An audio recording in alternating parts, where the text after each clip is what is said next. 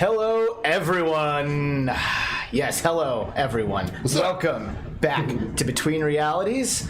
My name is Alex, and I am joined here by my co-host, Kiva. Hey, how's it going? How the hell are you, sir? Physically not the best, but I'll tell you, man, VR-wise, I'm great. It's been a great week.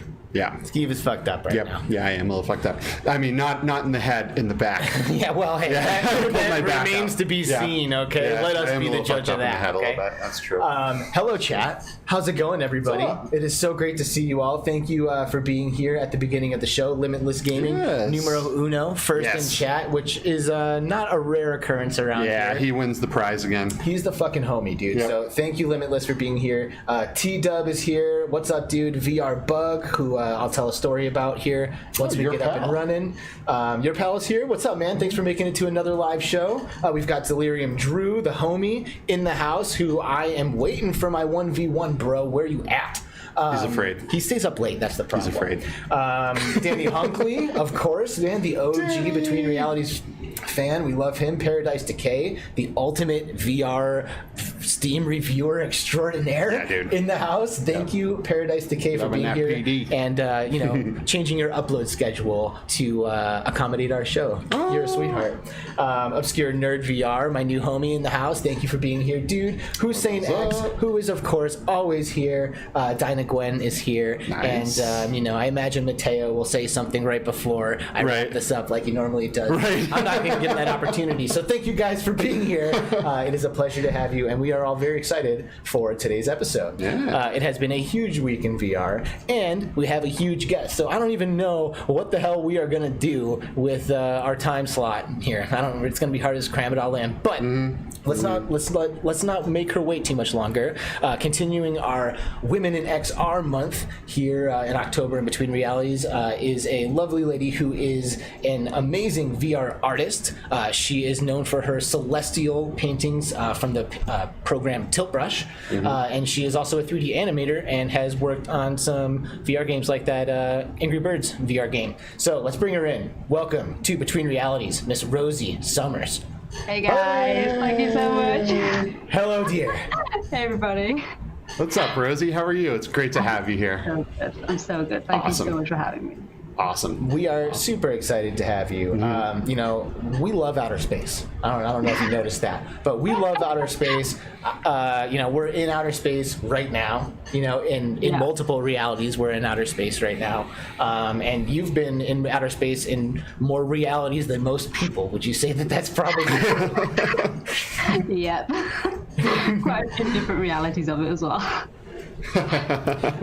So I guess I always like to start at the beginning. You know. Oh, yeah. Yeah. We always forget to say, please subscribe. Please subscribe. Subscribe to this channel. Yes. It's really good. Yeah. Like the video. Yeah. I promise you'll like it. You can give us that preemptive like. You don't have to worry about will I like it, won't I like it. You will. Just hit like. Guaranteed. It's or great. your money back. It's great. Or your money back. So listen, I like to go back because I don't know, it's a little generic, and I'm sorry if you've been interviewed before, but I like to know how this started. You know, like what was the first VR experience? What blew your mind, right? Like what was that moment you were like, holy shit, okay, VR is the thing, and like and how have you seen that kind of like take hold of the way you live your life? Yeah, well, it doesn't sound very impressive, to be honest. Now we've got all this stuff, all this VR content, all these headsets. But I'm a bit of a dinosaur, so to me it was the Google Cardboard, and it was the fact that I could just experience this other reality and immerse into this whole other world just through the screen of my phone. And before that, I was trying on the DK1, Oculus DK1, and I mean, yeah, it was amazing, but I was just, you know, really heavy tethered to this headset, and the quality wasn't amazing. I mean, it was fantastic, but it didn't blow me away. But to have that other reality just through the screen of my phone, it was mind blowing. And as an animator at the time, I was like, right, this can be a powerful medium for telling stories. I can actually put people for the first time inside my worlds and have them be active storytellers. And that was just what blew me away, like instantly. And then what actually started my journey, or like fueled my journey specifically, was watching Glenn Keane paint Ariel in Tiltbrush. And yeah, just watching that video, oh my gosh, I can't even tell you the feelings that brought. It was, you know, I was just so inspired.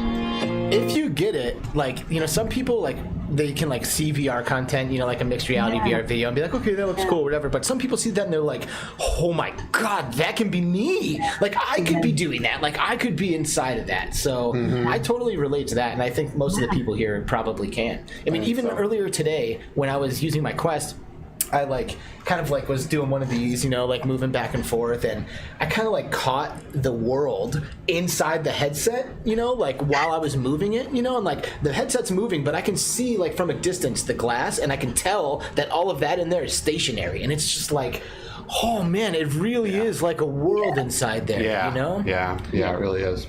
You know, I'm showing right now, I'm showing your soccer one. I mean, it's one of the most impressive ones. I mean, they're all so amazing. I don't even know. I don't even know if I can say one's better than the other. They're so freaking good.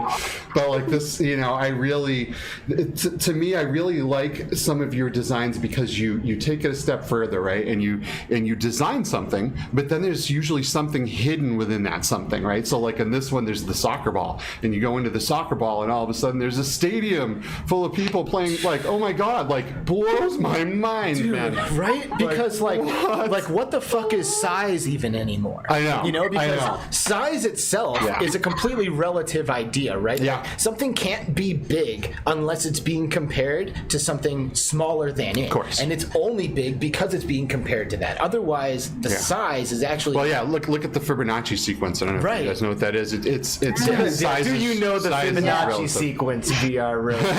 Do you know that thing? I wish I could tell us. Pull something up. Go ahead, enlighten Skiva. Enlighten him. Oh gosh, but you're so true, because what I like to do is find new ways of telling stories as well. So what I was doing there was I was looking at Tiltbrush and thinking, okay, so if I grab this world, I can like peek through like little portals of stories. And it was that idea that sort of stimulated me to think, how about I just make a narrative progress by going inside another object?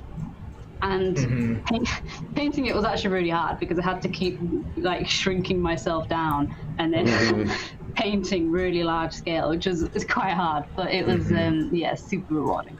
Well, she did a Fibonacci sequence painting, which is what I was hoping she was going to slam you with, but she actually did one. She was like, "Hey, check it out! I'm going to do the Fibonacci sequence right now."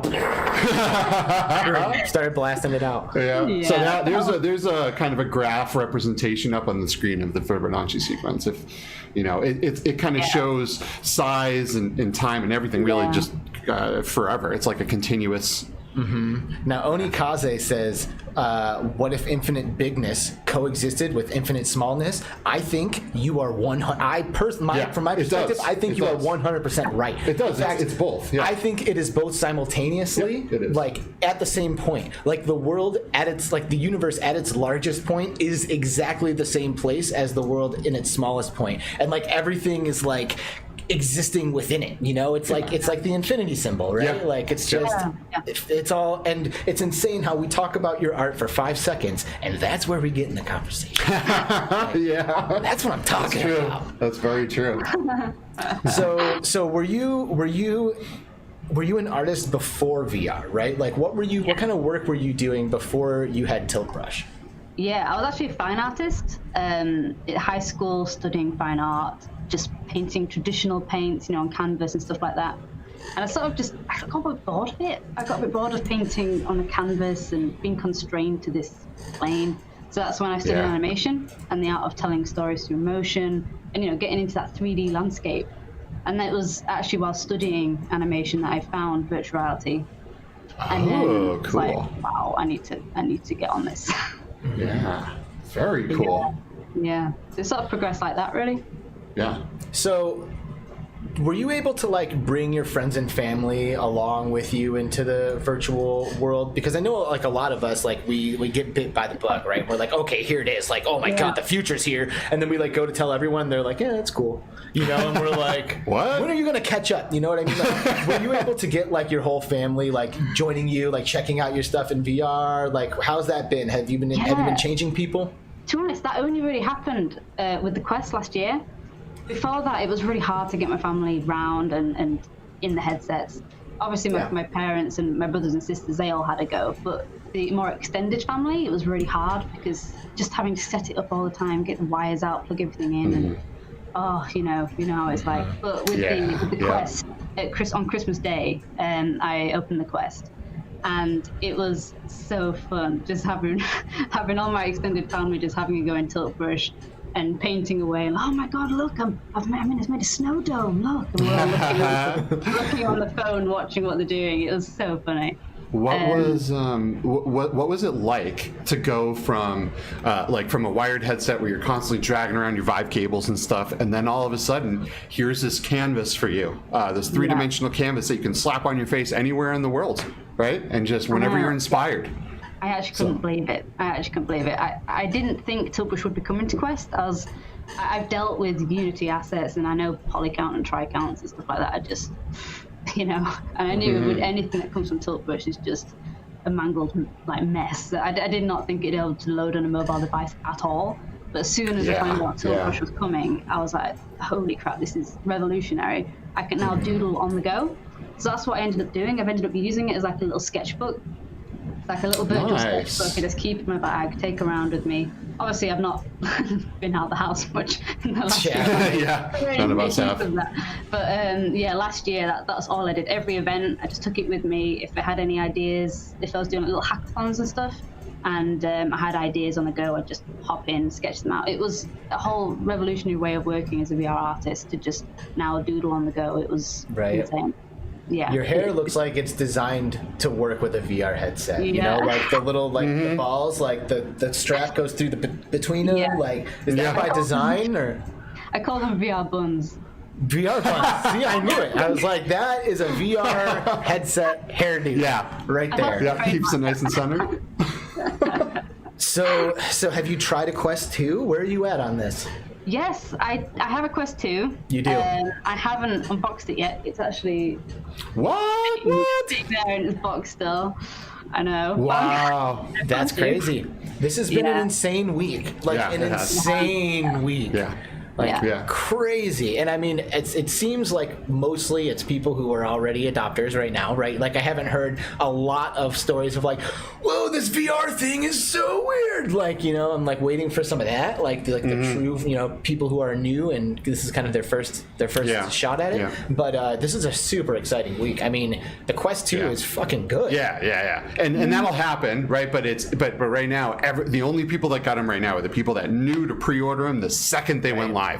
You know, so it was a very, you know, it wasn't right yet. It's not, you know, consumed by the masses, but it's coming, man. And the people that have been obtaining this Quest, I've been on Twitter a lot looking at people's reactions, and I mean, everyone is just blown away by this $299 friggin' piece of plastic. Like I can't even believe it. It's crazy. Like, dude, this thing is it's so tiny. It feels small. It's tiny. sticking in my pocket. And the resolution is insanely good. It's so good. It's so good.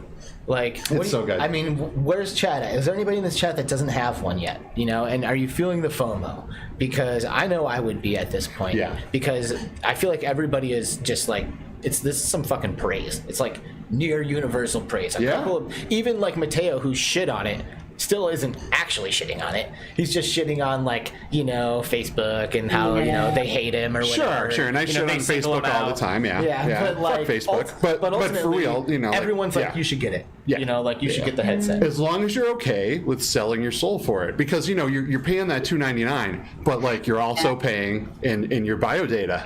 You know, this is... That's why it's so cheap. Yeah, it is, because they're recording everything you do. I mean, I was in Horizons last night with a bunch of people, and I was, and it was always looming over my head that this is being recorded, that everything I'm doing is going to be viewed by the Oculus staff. Like, that was always in my head. Like, I could never really be myself. I was always worried. Right now, yeah, since everything is in beta, you know, we ran into a lot of problems. But at the same time, it was super fun, right? We had... you know, we did the whole thing where we had like 8 people together, you know, and you all kind of reach your hand in the middle and you party up, and then you travel places together, and we were going all these places, and these people were coming in and showing us what they created in some really, really awesome levels and some amazing creations. Someone went in and created an entire Halloween theme park. You can ride the Ferris wheel. There's rides everywhere, and you can ride. There's a plane. You can fly around in a plane, just like almost like in the commercials. See, that sounds originally. good, but I have a hard time believing it is. It wasn't fantastic, right? Okay, so it's not Rogue Squadrons. You know what I'm saying? But it was kind of impressive because I got in a bunch of these polygons, right, and made those polygons fly away. So have you been in Horizon, Rosie? I haven't. No, I haven't. No? Do you like multiplayer or like social VR? Do you ever have that itch? Because like for me, I'm like always trying to get into something. Absolutely. Yeah. The best social apps I've been in the Wave and VR. The Wave. I've had good sessions in VR chat just because of people making their own worlds. I've had some really, really cool multiplayer sessions in there. But yeah, the Wave is just a trip. It's amazing. Oh, the Wave is one of the most... it might be the most underrated VR thing ever. I know. Ever. Yeah. I mean, you know, to me... Like when I envision the future of like concerts and like artist performances, that's what I pictured, man, was the Wave, almost to a friggin' T. Right. And you know, and then you can go in and you can DJ your own room and like, oh man, I wish I had some footage to play. Right. It's just so amazing. Everyone go out there and grab the Wave. Real quick, we'll say hi to Tones My Bones, who's in the chat. How's it going, dude? Thanks for being here with us. And that Tom Clancy, who has a really cool Inside VR podcast, which if you haven't seen, it is definitely worth checking out. Go check out that Tom Clancy show. Good stuff. Yep, check that out.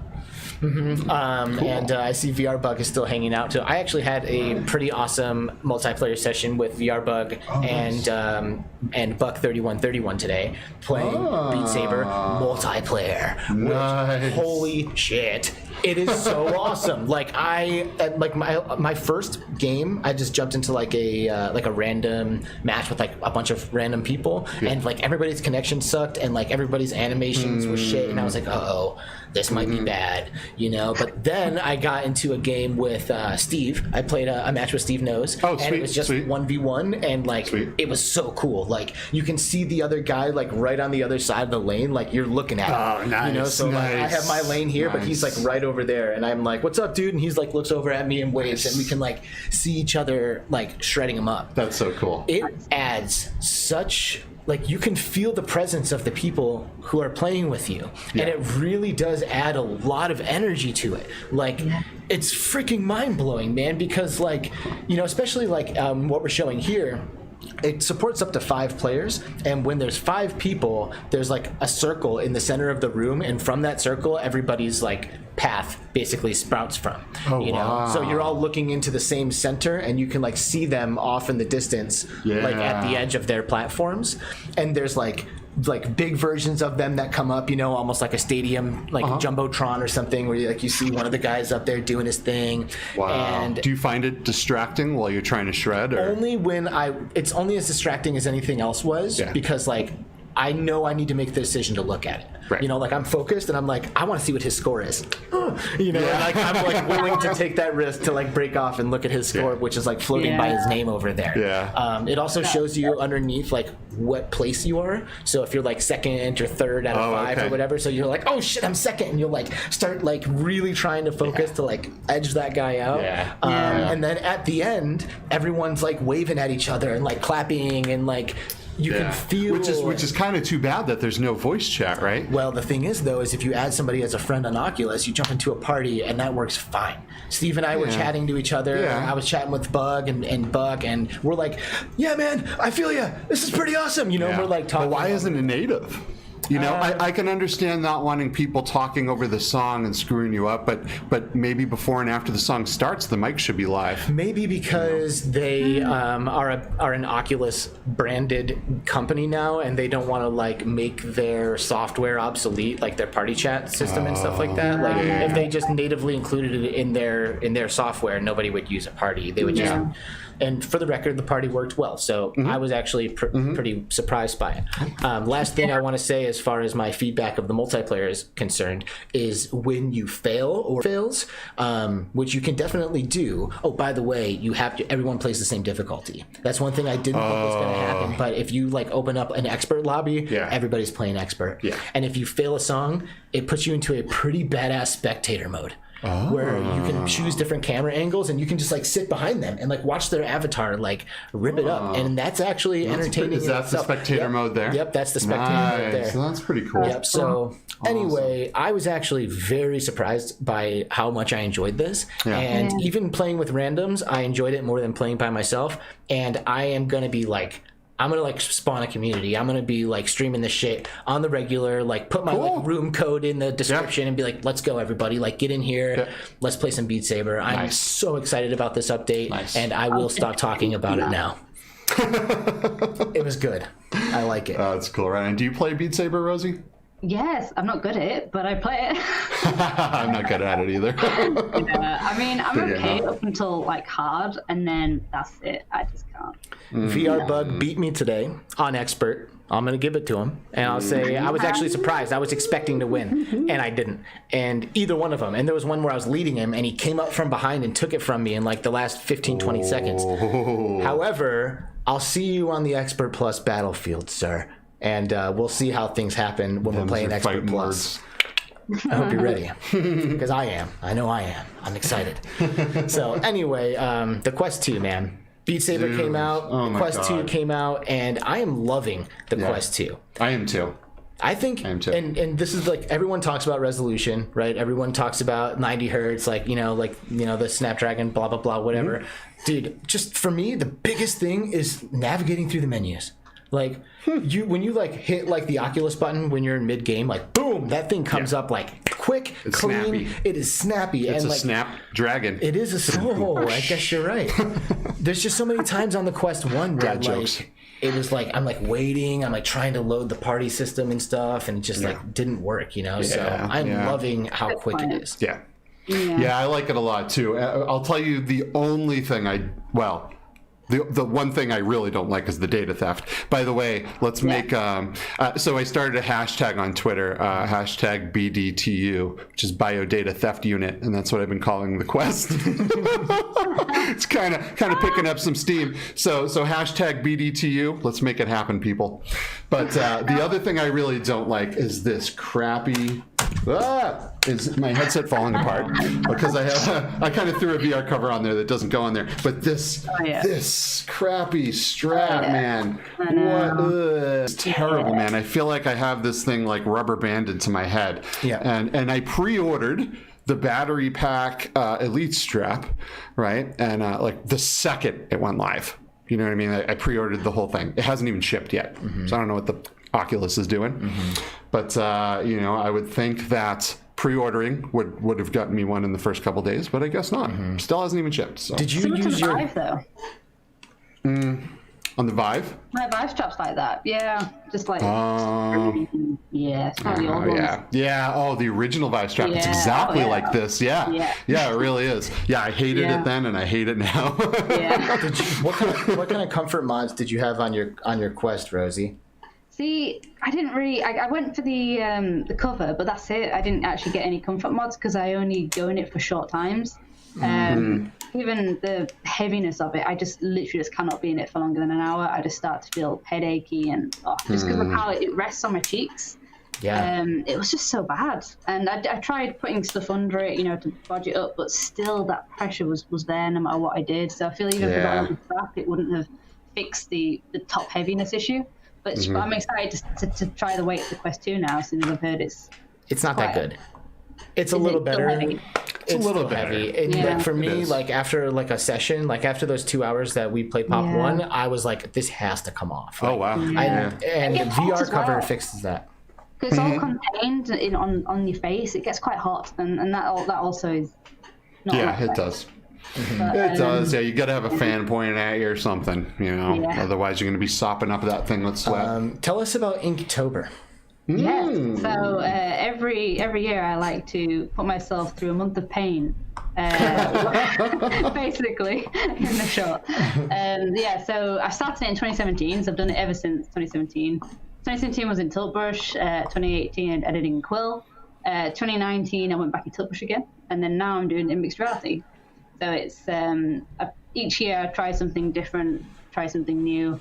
It's been a bit of a challenge this year, obviously, with having to do a mixed reality piece every day. Yeah, wow. I don't know if you've tried Tiltbrush in mixed reality, but it's a bitch. It just doesn't work sometimes, and you got to keep turning it on and off, and But when I finally get it working, it's amazing. It's a dream. I mean, Live is just a fantastic piece of software. I love that. Yeah. So many creases in, yet it just keys it, and it's fantastic. I'm so impressed with Live, and it's so easy to use as well. I didn't think it'd be so easy to work around the space and everything. And it's an amazing tool. I just hope Tiltbrush really helped with making it a lot more compatible to be used, because more and more people are wanting to get into this space. So we just showed your Legend of Zelda fucking Master Sword. Oh my god! Did you play Breath of the Wild, or where did that inspiration for that one come from? Yes, I played quite a few Zeldas, but mainly it's just I'm so obsessed with the concept art of the whole of the Zelda. It's just so beautiful, and that piece was just me pouring out that love, basically. It looks legit. Yeah, it looks fucking legit. Yeah, how you pull the sword out of the stone and swing it around. It's pretty bitchin'. It really is. A very bad example of Link's animations. I stopped in my tracks when I saw that. So I'm a huge Nintendo fan, and of course, and like we said, we're huge space fans. Where does the obsession with space come in? How does that come up? See, I've always been obsessed with space. I think it's mainly just the fact that it's so much unknown about it that interests me. That makes it really terrifying at the same time. But it's also just wow, where are we? Where do we exist? It's like this infinite canvas of everything. It is there, and it just it blows my mind. But yeah, I watched Doctor Who as a kid. Obviously, Yeah. I love space, everything about space. Every year I go to an observatory up in Northumberland, where I live, in England, and it's absolutely mind blowing every time I go. There's just presentations about space and everything, and it just inspires me so much. And my visit this year just like inspired me massively. So all the way through lockdown, I was just doing endless space drawing, just escaping into other worlds. Yeah. I love it. It helps you. It's really great at making me stress relieved as well, and just escaping. Yeah. So Yeah. I'm kind of sad that I don't have my favorite piece that you've ever done, which is that SpaceX rocket, right?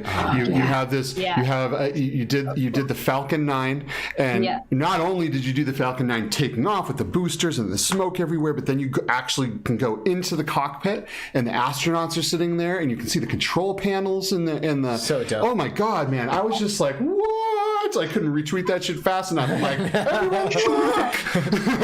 It's so good, and I wish I could show it here. I couldn't find it before the show, but friggin' amazing. You guys gotta go check out this work. You really do. And so you can also go into Tiltbrush, right, and find your work in Tiltbrush and explore it in 3D space. That's dope. And I highly suggest doing that. I really do, because it's unreal. It's just unreal. So we live in Arizona, and in Flagstaff, Arizona, there's an observatory called Lowell Observatory, and it is the observatory that discovered Pluto way back whenever the hell they discovered Pluto. And I went there in my first year or two of living in Arizona, and also had my mind blown. I had never looked through a telescope like that before. It's been great. The surface of the moon was the first step to like jumping off the cliff. I was like seeing the surface of the moon, and I was like, oh my fuck. Yeah. Like, look at all this texture. Yeah. Like, you can see the texture and how, like, the light skips across the surface of it. Like, it's like, it really makes you realize really that cool. it's actually fucking there. Yeah. And then I saw Saturn and Jupiter. And, like, oh my fucking God. I went there and saw Saturn too. When you see you can see the rings around it. Yeah. And it's like, you realize that you're looking directly at it. Like, I mean, there's a couple of like reflections happening, but like ultimately, like there is nothing obstructing our vision of these celestial bodies that are just fucking chilling there. Like, it's actually there, you know? And like, my mind was absolutely blown from seeing those things. Yeah. And I went and got a tattoo. Check this out. I have all the planets of the solar system tattooed on my chest. So and you got it when you're flying around in a spaceship all the damn time. And it's to your point. It's like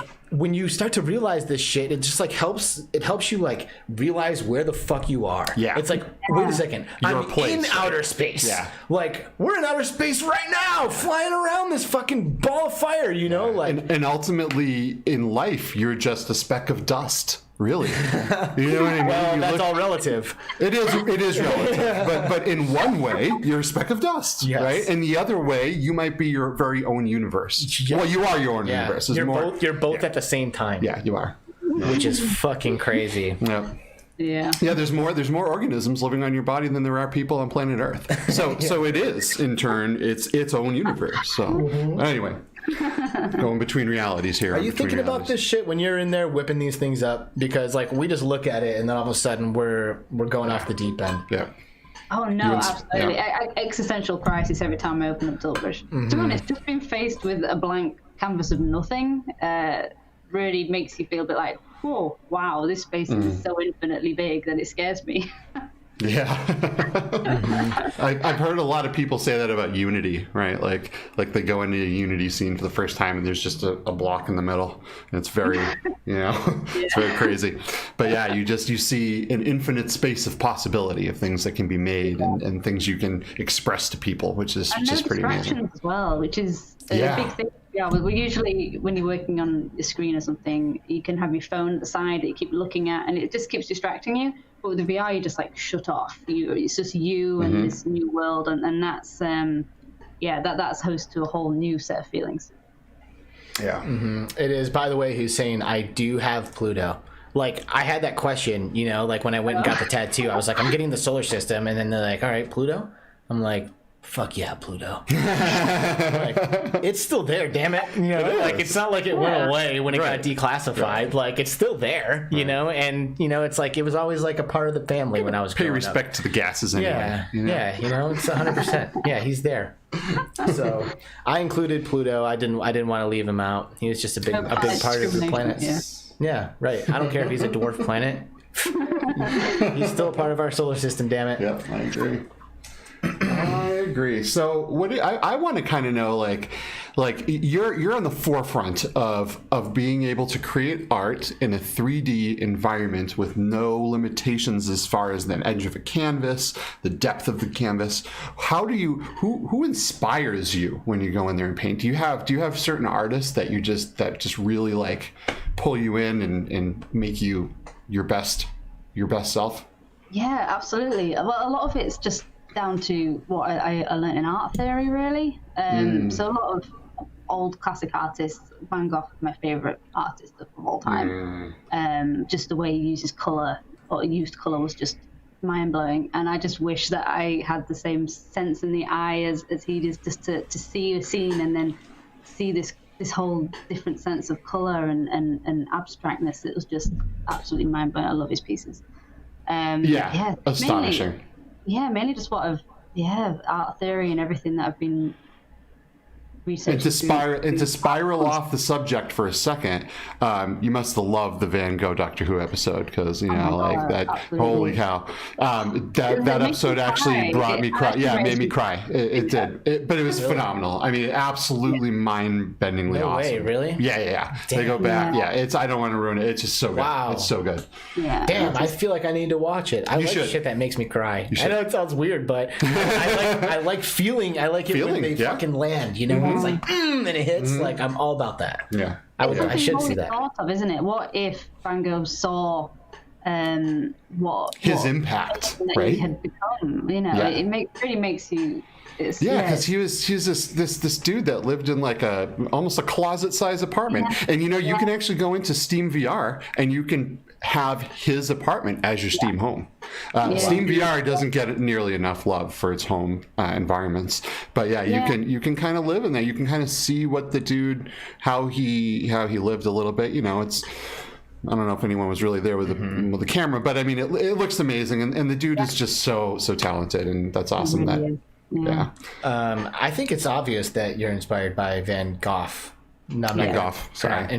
Van Gogh. I mean, I would have said Van Gogh if I didn't hear her say Gogh first. But trying to get you say it. I was like, Van Gogh. So it's Van Gogh or Goff. I don't know. He's dead. Who cares? Van Gogh. I'm just.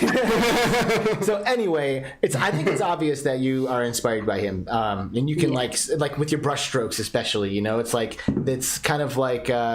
You know, like you said, like the colors kind of like, I don't know, kind of like pull everything together, you know? And it's kind of interesting because a lot of times when someone sees a Van Gogh, Van Gogh.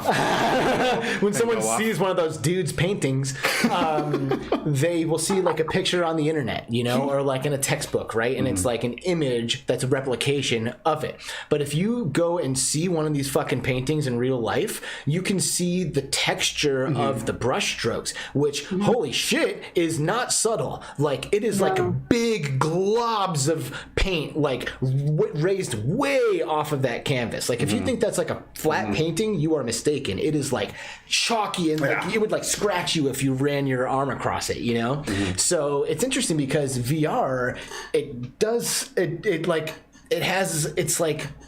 retains that. It retains like that three-dimensional influence. And when you watch it again, you know, or when you experience it, you can experience it including that, as opposed to like most of the recreations that we see of stuff, like I said, are completely two-dimensional. So that adds an interesting thing.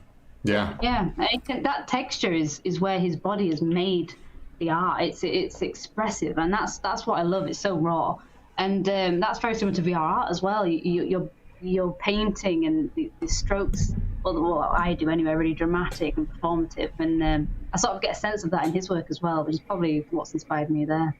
You know, I don't think a lot of people, I think people who are not artists often don't realize how much actual expression goes into the movement of your creations. To your point, you know, like you said, like it's a performance because you're feeling it, you know, and like you're just like you're going because goddamn, does that feel good to do, you know, like there's expression in it, and then the art kind of comes out as a result of that. You know, like I used to do a lot of sketching, and there was times where like I would have like a reference, and I would start with it, and I would be very meticulous when I first start, right? But then all of a sudden the expression starts and it opens up, and it gets like a lot like wider, a little sloppier, but way more expressive and way more like me, you know? So I think that's a beautiful point to bring up, because it's when you're not an artist and you don't spend time doing that, I think it's easy to perceive artists as somebody who's like meticulously recreating an image. You know, they're like, oh, the feather goes there, and the foot goes there, and there's the beak for the bird, and there's his eye. That's exactly where it goes. But in reality, you're feeling it. You're like, yep, and there it is, and boom, there's an and you know, you're like, you're in it. You know, it's beautiful. It's a very free sort of bohemian way of working. With VR, it all feels very organic, and whenever I do anything like architectural and stuff, it's really hard, and it makes me think, wow, VR is not all this. VR is for being free, for being expressive, and it's a whole new, different way of working. Because usually you have that feedback as well. So if you're drawing on paper, you feel the paper, you feel the clay if you're molding, but to actually just be painting in space, not feeling anything else other than just these controls in your hand, it's so free. So we're seeing some footage here of you actually drawing, right? And what I notice when you do this is it almost always looks like you're dancing. I don't know if you have like music on while you I do have music on, but nice. One of my performances was actually like a VJ sesh, so it was like me with a DJ. And that was like a dance performance because I was timing my painting with the DJ. So if I knew a beat was about to drop, I'd be like, you know, painting. And then as soon as it dropped, I'd be like, you just sort of feel and channel the music into your paint. And that was amazing. I love that. I really want to do that That's again. so cool. That's so cool. I know, right? Someday when we are all allowed to be in the same place together again. Dude, that's Beat Saber for me, man. Like, Beat Saber for me is truly expression. Like, I care way less about my high score, even though I prefer to beat people like VR Bug. I care less about my high score and way more about how much fun I am having. And, oh my God, does this feel good? And holy shit, I am shredding this right now. Like, all these blocks, nothing stands a chance. You know, like, that, like, it just feels so good to get into that space.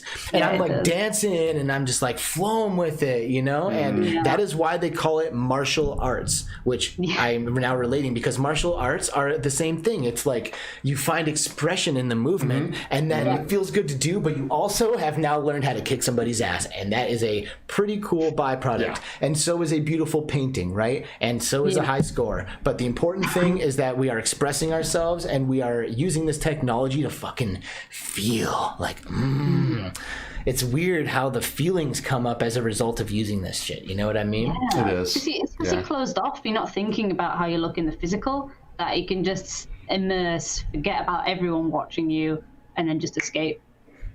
Yeah. I mean, unless, you know, you're in live and streaming to an audience or something like that. It's a little harder Even to then, it's so easy just to forget. Like, I do it so many times. I'm like, oh God, actually, I've got like a whole audience here. Calm down, Rosie. Well, look on these monitors down here, everyone, and make sure that you go over and subscribe to Rosie's Twitter and go to her website. Her website is absolutely sick, by the way. Let me pull that up because it is super neat. So you can see here, like the opening page of her website is. It takes you animated through the art pieces, which is just unreal. Man, there's a lot of detail on a lot of those. Yeah, it's pretty awesome. Thank you. That was my last year. Nice. So, by the way, hey, Inside VR, I think that's Martin, right? Martin, how's it going, dude? Yes. You should be hearing Avi DeVetti, who we had on the show earlier in the season. He's from XRDI. PD has a question. PD wants to know if you've ever tried King Spray. which is I bought it. I bought it to come play. It's got a multiplayer session on it. Yeah, and that's what I really want. I really want to start painting with people. You know, like you're saying with Beat Saber, PlayStation to Beat Saber. I want that, but with painting. I want to just like collaboratively jam in Tilt Brush or King Spray with someone. So I've downloaded it to play. I just haven't got around to actually playing with someone yet. But I do really want. Imagine Tilt Brush multiplayer. That's right.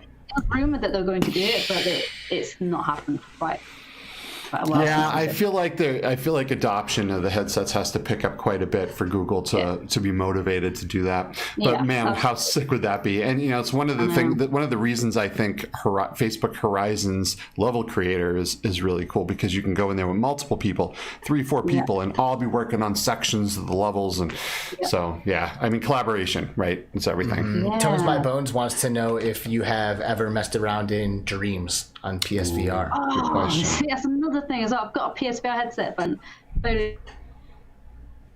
oh hell no! Oh no, Rosie's frozen.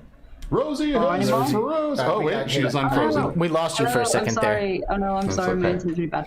But I've lost access to my PS4 at the minute, so I haven't actually played Dreams. I've got a PSVR, but just without PlayStation. But I do really want to get my hands on that. I mean, I've been watching what Martin's been painting, and they've been mind-blowing. Yeah. So that leads me into another question from the audience. I think it was VR Bug wanted to know who, if any, are your favorite artists who do what you do. Your favorite VR artists. Who should we check out? Got loads. Obviously, you know, Anna Dreambrush. Amazing. Estella, Sabi, all of the VR art live team that just like, a lot of them are doing a VR drawing every day for like the whole year. Check those guys out, the VR art live, they're just amazing. The list could go on. There's so many folks in England as well that it's just, is it like a whole community? I was gonna say, is it kind of like a tight community? Like, you know, everybody reaches out to each other and they're like, "Yo, great painting! I liked this, I liked that," stuff like that. Yeah, absolutely. I actually helped run a little VR meetup, VR Manchester. It's not little; it's actually pretty big.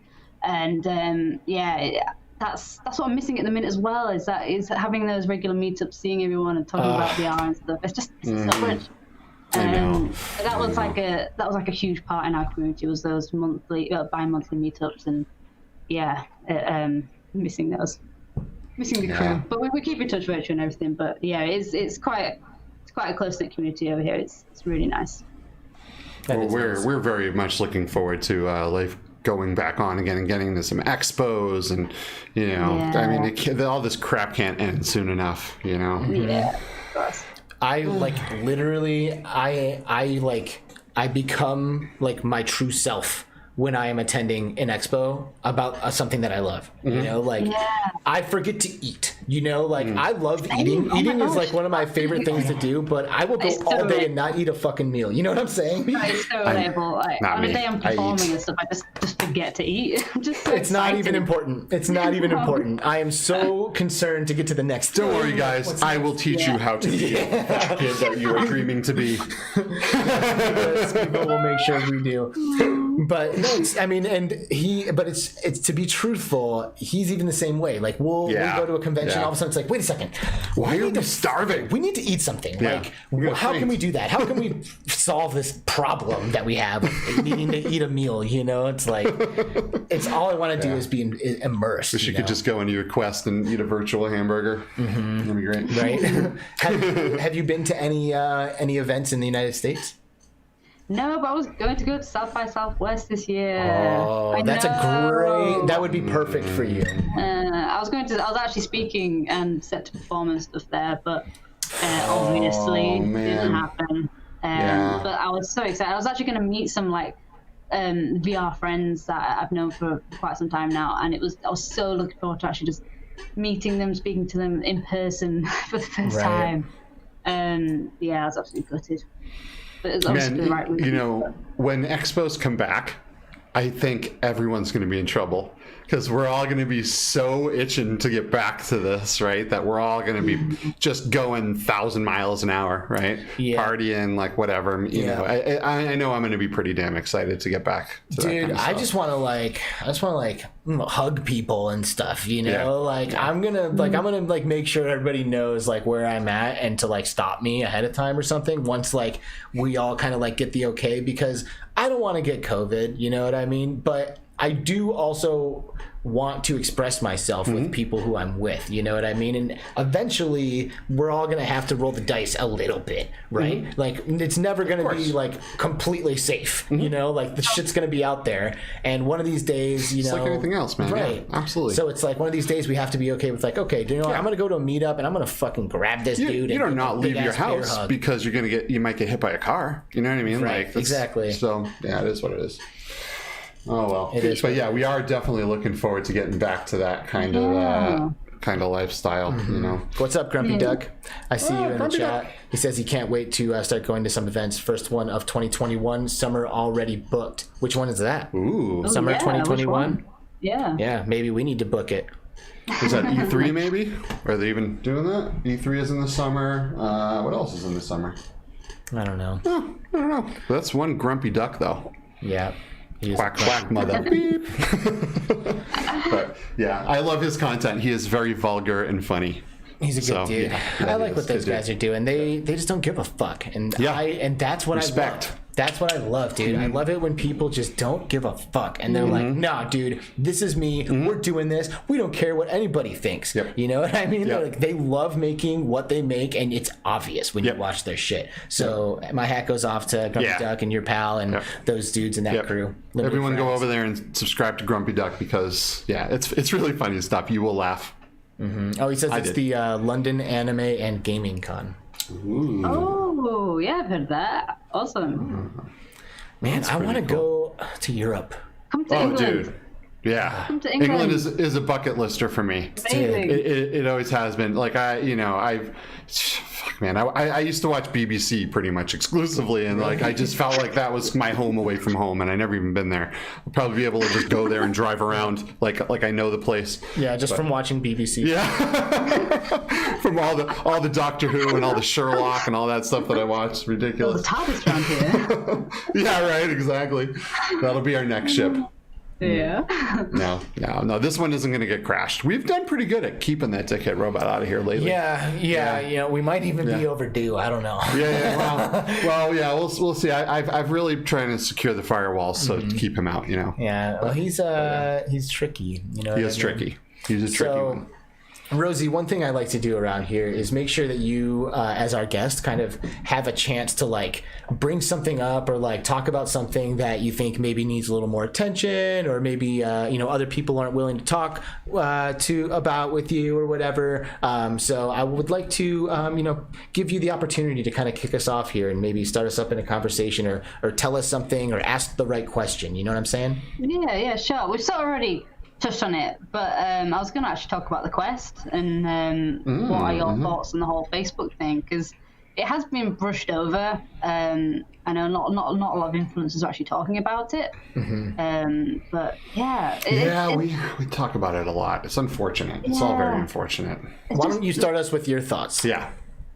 Well, I'm doing some learning. I'm having a look and trying to decide what my actual feelings are, because obviously I hate what Facebook is doing and all of that, but I've been with them since like the start of the dev kit. I've been with Oculus, and I've sort of seen the good that they've done with VR.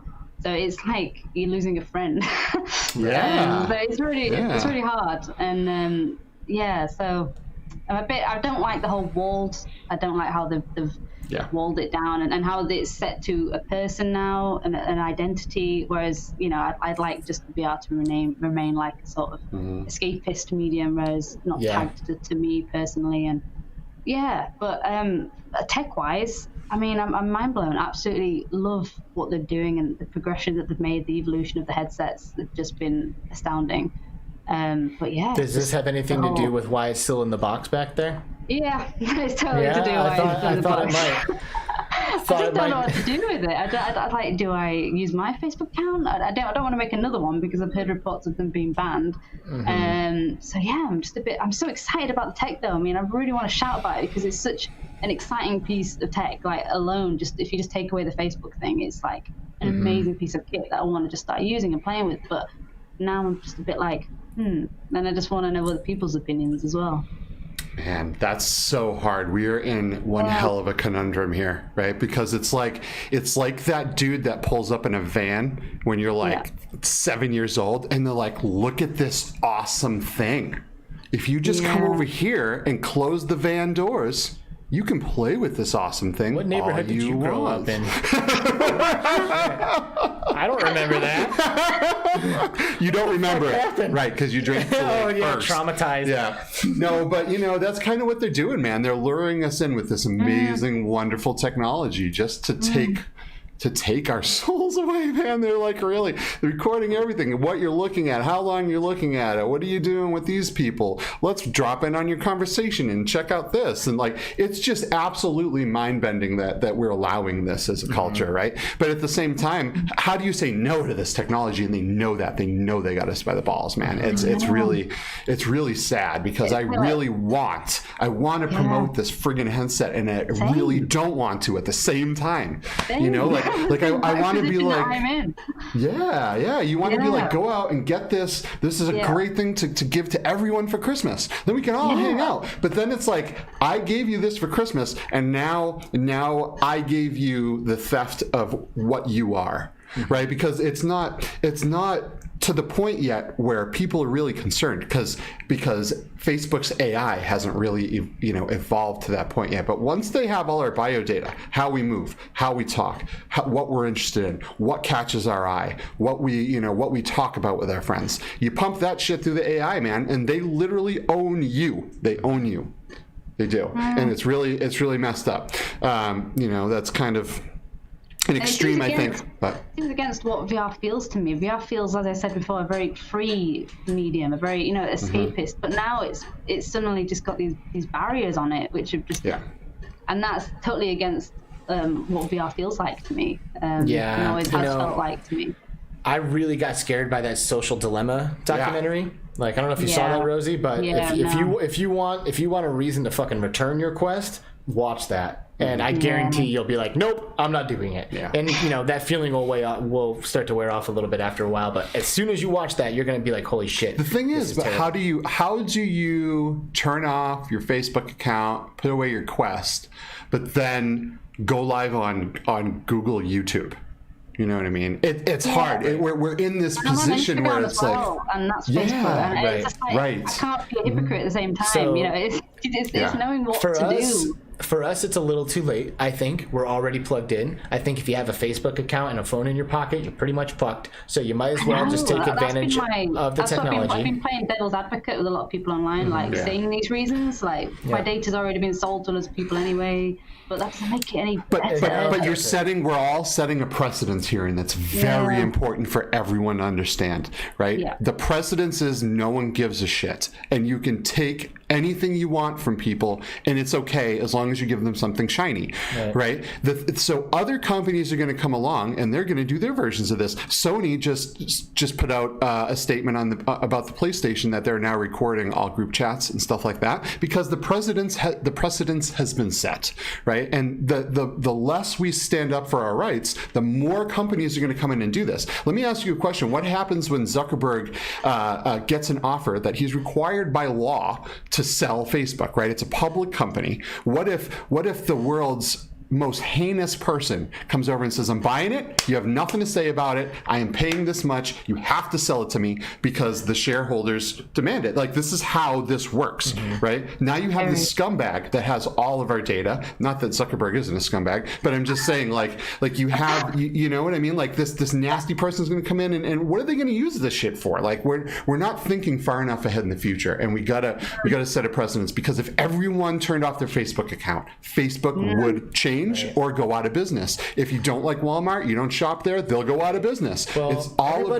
people need to be willing to pay for what they want. And that's the problem. It's like, if you want a headset that's really this, that, and the other thing, fucking pay for it. If you want a social network that doesn't have advertisements and bullshit on it, subscribe to one. Like, let's make one that it costs money for me to be a part of, pay the fucking cash, and quit my bitching. You know what I mean? Like, we need to not be, we shouldn't be grabbing everything for as cheap and free as we can. We need to be willing to pay a little extra to not do that bullshit. Yeah. And the other thing that needs to happen, that I'm so thankful for Joachim from Alt VR, who we had on our show earlier this season for bringing up, and he was like, I want the fucking hacker community to kick this shit up. And I'm like, oh my god, yes. Like, where's like the cyberpunk fucking hacker VR community where we're like ripping these things open and like bypassing shit and like. At the end of the day, it's just an Android. Right. Yeah. Let's go. Like, let's hack the fuck out of these things. Like, if you're listening and you have those skills, I will pay you to help us manipulate this shit and fucking send them scattering. And Facebook knows this too, right? They know it's just an Android and they know what could potentially happen. So they are in the process of making their own operating system, which is super scary because that operating system will be built on data collection. That will be its fundamental core of that OS, right? And once that happens, I mean, we're already screwed. But then they have 100% control. They don't have to go off of what Google tells them. Well, hopefully this won't last forever. Right now, we are in an era, in a period of time where our options are quite limited if we want to be a part of this community, which we do, which is why we're doing this. I'm excited for other standalone devices coming out because there's no competition. There's nothing at the minute, and that's the bad thing. Yep. That's just the thing. That is the thing. When there's no competition and you have the market cornered, which is why not really Oculus, which is why Facebook is currently being investigated by the government and a lot of the world's powers and has been deemed as an antitrust company. It's just all so messed up, man. Once competition is here, I'm out. Right. I'm gonna be like, thank you, Quest. Thank you for bringing this to the mainstream. But now that there's competition... And it ain't here today, so if you want my advice, get the Quest 2. Open it up, sign into that thing, and use it because it's fucking cool. And, you know, we can jump ship when we need to, right? But, like, that day isn't today. Right. You know, and, like, I take my hat off to dudes like Lazius. VR Essentials. Yeah. VR Essentials, YouTube, he has, like, gotten rid of all of his Quests. He got rid of all of his Oculus shit. He's like, fuck you, I'm not doing it. Dude, mad respect. Mad respect. And Pico Neo sent him the Pico Neo 2, which is a standalone device. Granted, it's for enterprise, but unfortunately, I don't think this is going to help him. It's not going to help him. No one's going to watch that because no one gives a fuck about the Pico Neo. They're not, but bro, he's going to be able to sleep a lot better at night knowing he didn't hand over all of these people's shit to Facebook. Maybe. I mean, good for him. I wouldn't be able to because the FOMO would be taking me over. I wouldn't be able to sleep because I'd be like, shit, should I just play the Quest 2? Oh my God, you know, like that's why I got respect for this guy, man. I got mad respect for this guy because of that. Because he takes that fear of missing out and he shoves it away. He's able to overcome it. He has willpower. And if everyone was like him, these problems would not exist. Including myself. We wouldn't have a Quest. No, that's not true. They'd be going a different route.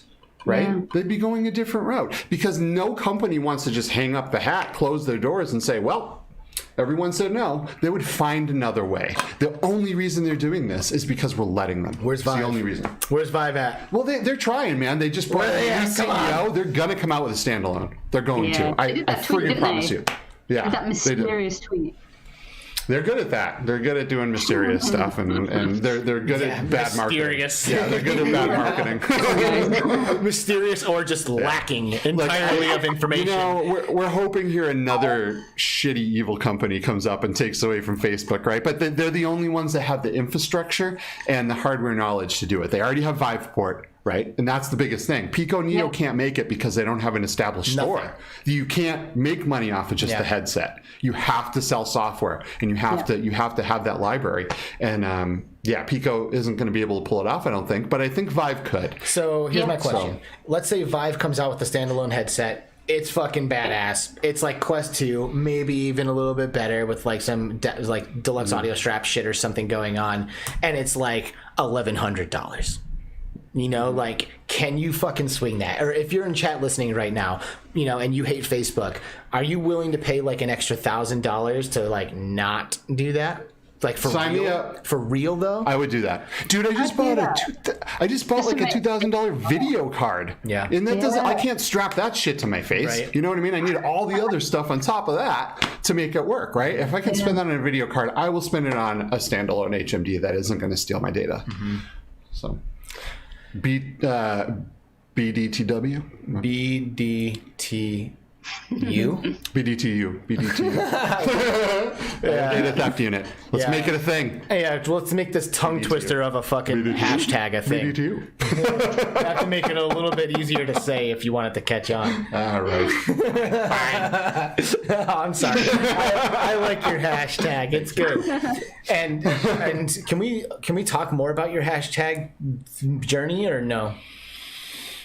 Not yet. Okay. So later today, mysterious. I have a meeting with some people that are going to benefit the community here at Between Realities. Yeah, Skiva has been making some fucking moves and pulling some strings behind the scenes to do something that might be really cool for the community here soon. Yeah, so everybody stay tuned, and follow Skiva on Twitter, who's by the way about to fucking break 1,000 followers. Which is so awesome. Yeah, it's like crazy watching your following grow on there, dude. It's dope. I love it. Yeah, it's super cool. I did also want to throw out a shout out to Mateo for snagging that card for me because you haven't been able to get a 30 series NVIDIA card, and he was on it and he made it happen for me, and I appreciate you, Mateo. Thank you, Mateo. So yeah. He's the homie. Yep, good guy. Thank you so much. Good guy. All right, well, what do you think, dude? You got something else for us? Oh, well, I have one more thing. At least one more thing. I don't know if anybody's noticed, but these headphones that I'm wearing are actually the Logitech headphones that were partnered with the Quest 2. Yes. That they sold to be the solution or whatever. And the verdict or the jury is still out on it right now, but I'm trying to use it for a bunch of different things, and I thought it would be a good idea to come and do this, and use them. I think they're very comfortable, especially like this. I was experiencing some discomfort on the point where they made contact with my head after 2 hours in Population 1, but that maybe would be different if I didn't also have the strap up there too, right? If it was just these and then the Elite strap, but I don't fucking have my Elite strap because Best Buy has not fulfilled my pre-order. Those motherfuckers. Facebook hasn't fulfilled mine either. I called them up and I was like, dude, what the fuck is a pre-order? I thought a pre-order guaranteed me an item. That's why I gave you the money in advance. Ahead of time, right. To make sure you fucking had one for me. And I could have gone and tried to pre-order from a different store, but I figured you guys would be fucking taking care of me. And now here I am stuck with a pre-order, basically standing in line like everybody else who didn't bother to do that, and that's bullshit. And I bitched him out for a long time, and she comes back on the phone. She's like, I can give you a $25 gift card. I was like, You're going to give me an invitation to come and spend more money in your store? What the fuck am I going to do with a $25 gift card? I was like, that is nothing. This has costed me a lot of my time and a lot of stress. I want more. And she comes back and she's like, I can give you 35. That's the best I can do. I'm like, give me the fucking gift card, damn it. Yeah, you know what you would have got from Facebook? An account ban. Yeah, right. You're banned. So anyway, so far I think they're very comfortable. I think they sound good. But let me ask you this. I have an issue when I go into VR and I put on over-the-ear headphones. I get extremely hot. Right? I have to use either earbuds or I did kickstart the Rebuff Reality, headphones that just go over your ears like a Valve Index, but they don't touch your ears. And I have a hard time putting this on and covering my face, and I just turn into a big ball of sweat. I just want to have that little bit of connection to the outside world as well. Yeah. That's another good. Yeah. Someone comes in. I go back and forth on that. Yeah. It's there's times where I would like to hear the room, and there's other times where I'm just full dive. Don't give me anything else. Yeah. Especially Beat Saber. If you're playing Beat Saber and you don't have your volume cranked, you are fucking up. Turn that shit up, jam it out. That needs to be blasting in your ears because it's like being at a club or something. Turn your shit up. I know you're not. Whoever you are right now, you're not playing loud enough. Turn your volume up and start jamming and feel that song, man. It's not just about hitting the blocks. Feel that shit out. By the way, Delirium Drew, I see you. He says, Alex, tonight you Beat Saber multiplayer. I'm fucking ready and actually a little scared because Drew is really good.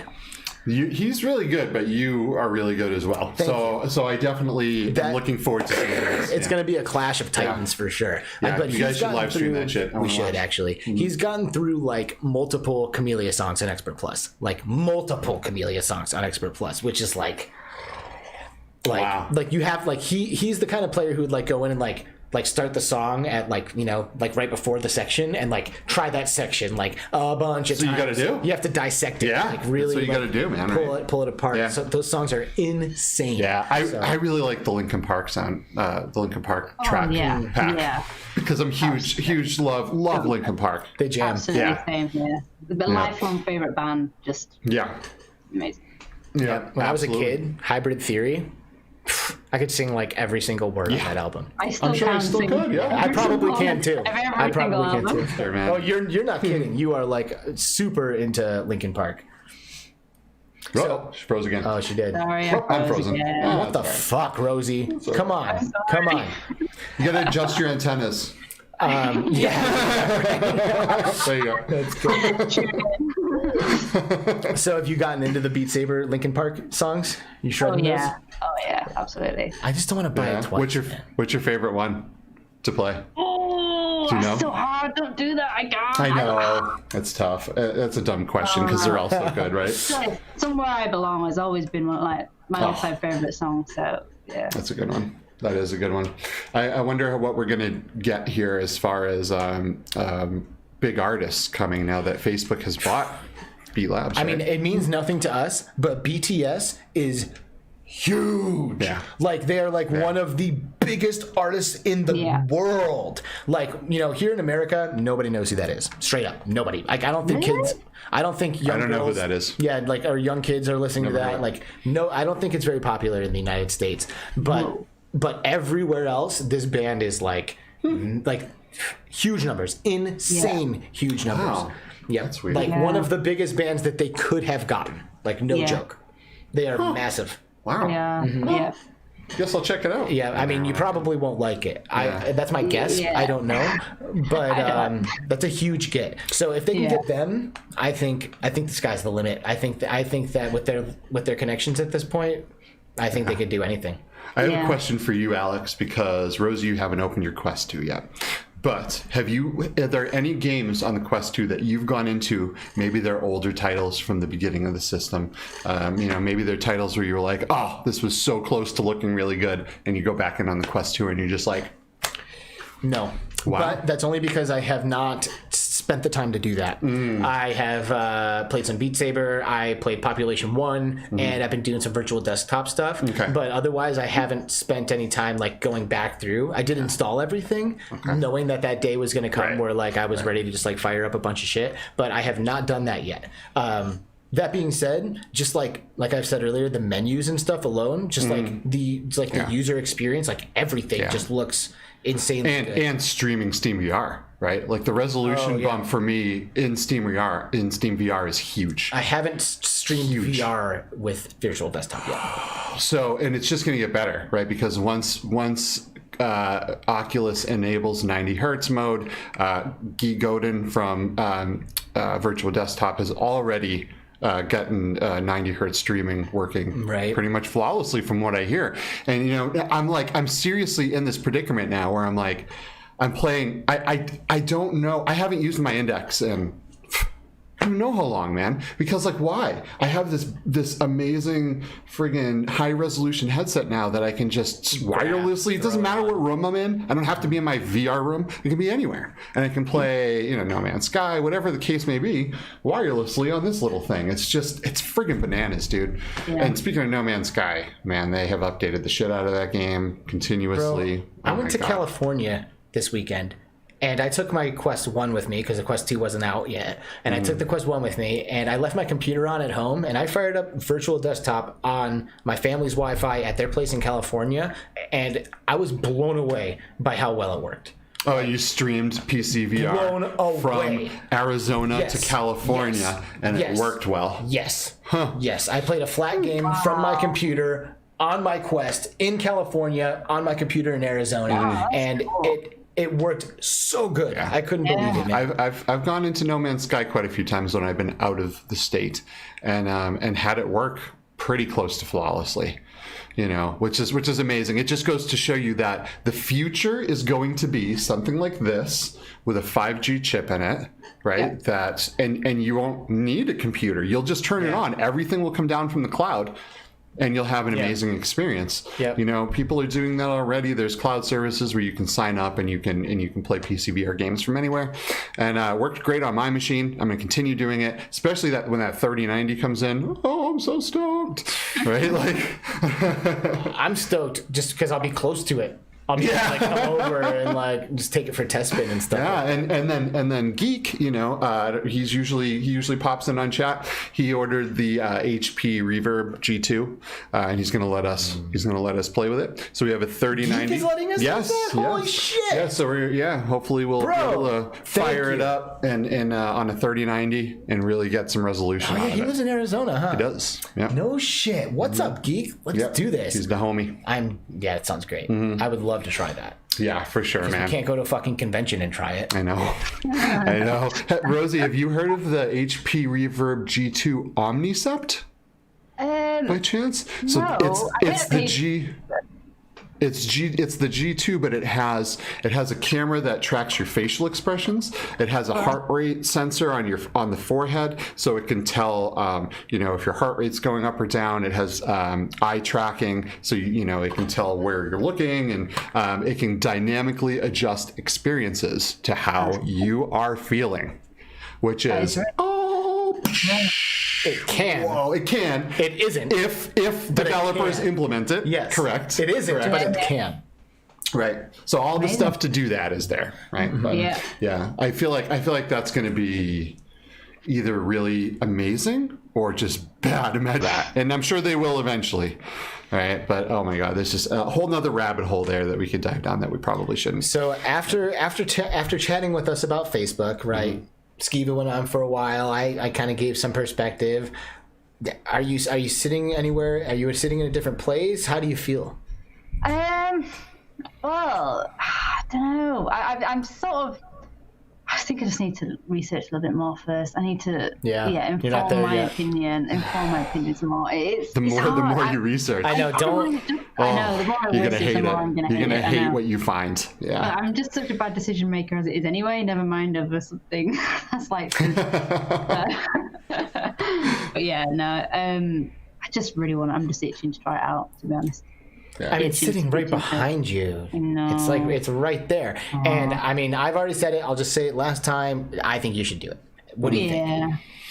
At this point, like, what do you do? Do we for real? We would have to stop doing the show pretty much. Rosie would probably have to stop her painting for the most part, or just go back to her Vive, right? Like, what do you do, man? We're just in such a shitty spot.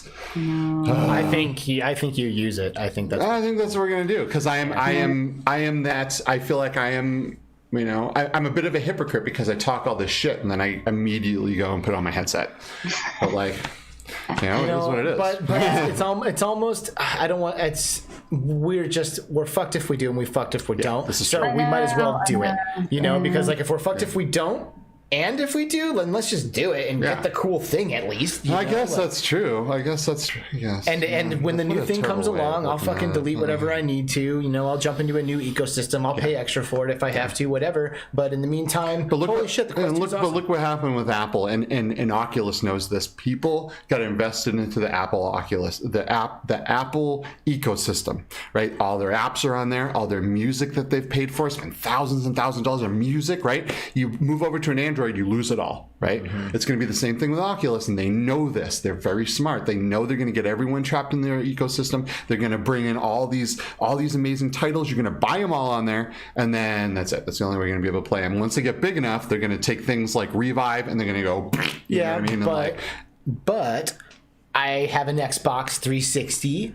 And then I decide, you know what, I want to get the PS4 when that comes out. A lot of people don't. A lot of people don't, but a lot do. And there's some people who have both, which is us, and we have everything. So we'll just fucking we'll probably have Oculus and the new thing when it comes out because we're fucking assholes. Oh, God. Oh man, we live in a crazy world these days. We do. You know, thank God that we took off from it and we're flying around out here in space. Screw that.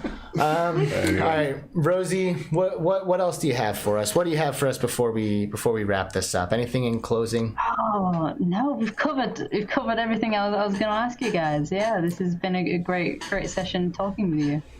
It sure has been, hasn't it? Yeah. Yes, it's been fun. Really It's been has. fun. You have been an incredible guest, and we really appreciate you taking the time to come over here during the Women in XR month. And we'd have had you anyway, but man, you're just such a good person to represent. You know, to you're a git. representing. It's an honor to be on your show. It really is.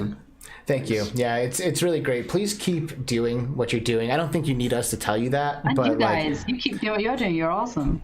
thank you. So are you. Man, we have a great community, don't we? We do. The best. Everybody the best community in there VR is. is fucking Yep. awesome. Like Yep. this was not hard, you know, to arrange. You know, you were enthusiastic, and most people are enthusiastic about collaborating and doing stuff together. And we're just huge fans, you know. And so is our audience. And anybody who sees your shit is a fan. Yeah, And if they're not, they're go missing into the something. description, guys, and click every one of her links and check it out, because I promise your brain will be melted. Yeah, it's really good stuff. Thanks so much, guys. Of course, absolutely. Well, it has been great. Thanks for joining us. Say bye to Rosie Summers, everyone. Bye, everybody. Thank you so much for Bye, tuning in. Rosie. See you later. Bye, Rosie. Yeah. And she is now Gone. She and gone. we cannot see her anymore. So thanks again to Rosie, and thank you to everybody who's been in the chat today. It's like it just, I don't know, man. I'm beside myself every time I look at this list of names.